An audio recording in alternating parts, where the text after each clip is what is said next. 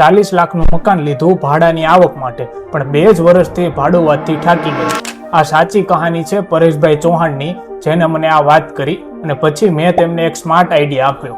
ચલો જાણીએ તે આઈડિયા શું છે. હા મિત્રો, 40 લાખના મકાનમાં પરેશભાઈને 15,000 ભાડું આવતું, પણ 1 જ વર્ષ પછી આ નિયમિત આવક બનતી જાય છે અનિયમિત આવક. કારણ કે ભાડું અનિયમિત રીતે આવે છે અને દર 6 મહિને કે 1 વર્ષે ભાડુઆત બદલાઈ જાય છે. મકાન રિપેરિંગ, મેન્ટેનન્સ જેવી નાની મોટી તકલીફમાં વારે-વાર જવું પડે છે. એની સામે મેં તેમને આપી ડિજિટલ ભાડાની આવક, જેમાં કોઈ પણ મગજમારી નહીં. 40 લાખના રોકાણમાં દર મહિને 20,000 રૂપિયાનું ભાડું આવે, એ પણ તમે કયો એ તારીખે અને તમારી બેંકમાં આવી જાય. પ્લસ 40 લાખની માર્કેટ પ્રમાણે વેલ્યુ પણ વધે, જે રીતના પ્રોપર્ટીમાં વધે છે. આ મિત્રો, આને કહેવાય છે મ્યુચ્યુઅલ ફંડમાં SWP.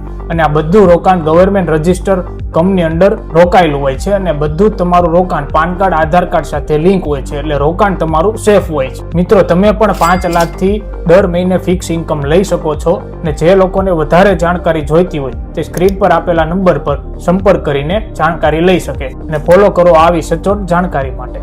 Mutual fund investments are subject to market risks. Read all scheme related documents carefully.